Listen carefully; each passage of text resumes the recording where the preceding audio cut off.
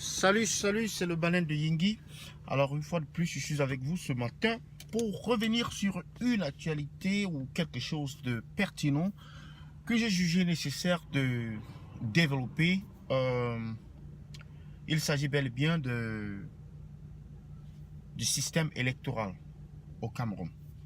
Alors nous savons que précédemment, c'est-à-dire hier, j'ai parlé d'une vidéo, j'ai fait allusion, dans ma vidéo d'hier, pardon, j'ai fait allusion à la polémique qui sévissait ou bien qui a eu lieu, qui a été soulevée par la demande des dirigeants du MRC de voir retirer ou bien d'obtenir le retrait de la photo du président Paul Biya de l'édifice, le palais de congrès qu'ils occupaient, qu'ils ont loué pour tenir leur congrès annuel ou leur séminaire, je ne sais pas comment ils ont dû appeler cela.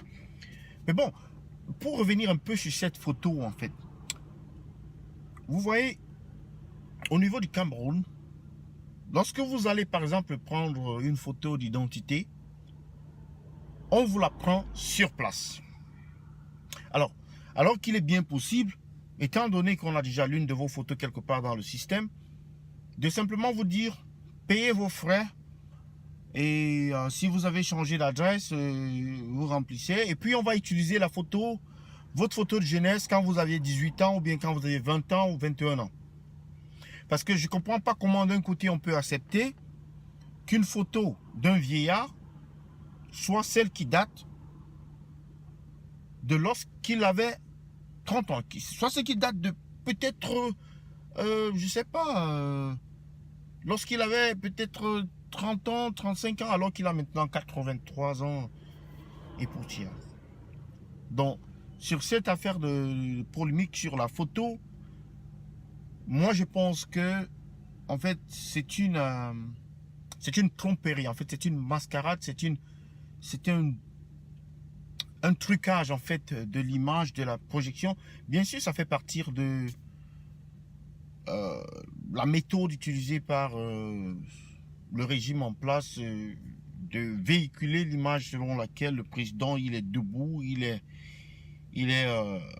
bien portant, il est jeune, même s'il est vieillissant.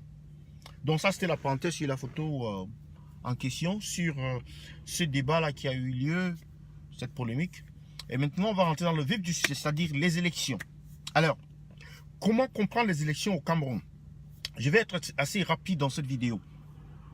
Pour ma part, l'opposition camerounaise, qui, franchement, est très difficile à discerner, que je pourrais qualifier du MRC et du SDF, qui constitue ce qu'on peut appeler l'opposition, d'une certaine manière.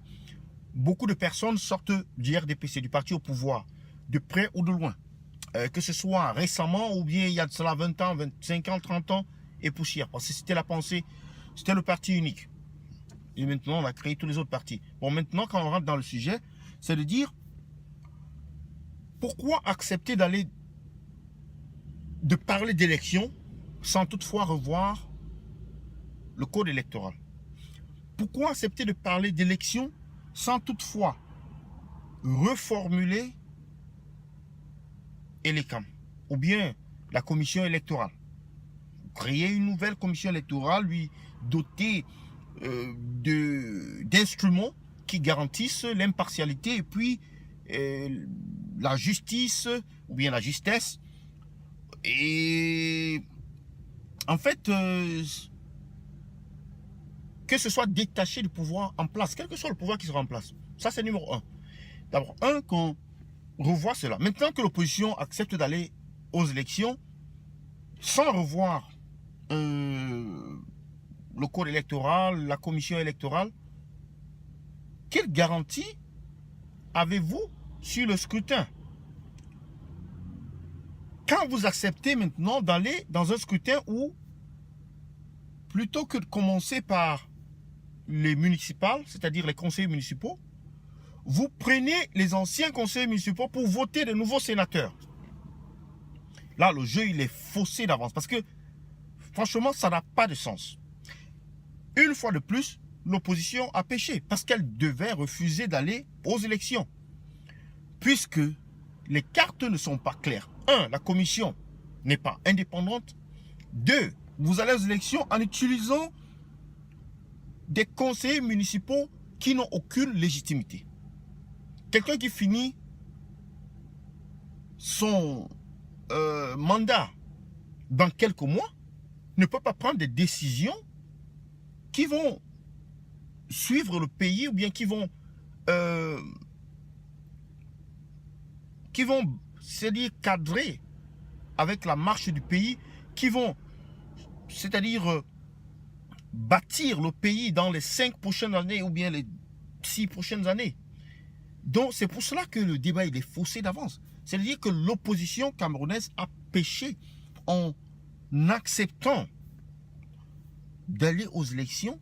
C'est comme quelqu'un qui allait dans un combat de boxe avec les mains liées. Mais qu'est-ce qu'il va pouvoir réussir à faire si ce n'est de perdre, si ce n'est de se présenter et de perdre?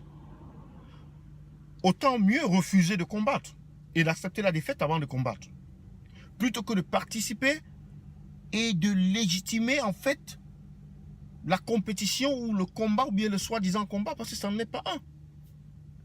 Donc c'est le débat que j'apporte à vous là ce matin, en posant la question de savoir est-ce que ça vaut le coup d'aller aux élections?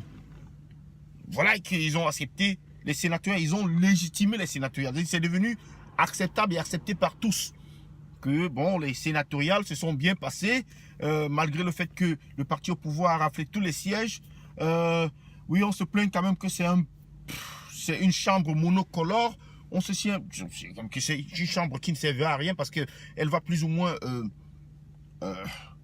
soutenir seulement, toujours soutenir ce que le gouvernement dit ou ce que le pouvoir en place dit. Mais à qui la faute? La faute à l'opposition. C'est la faute vraiment à l'opposition.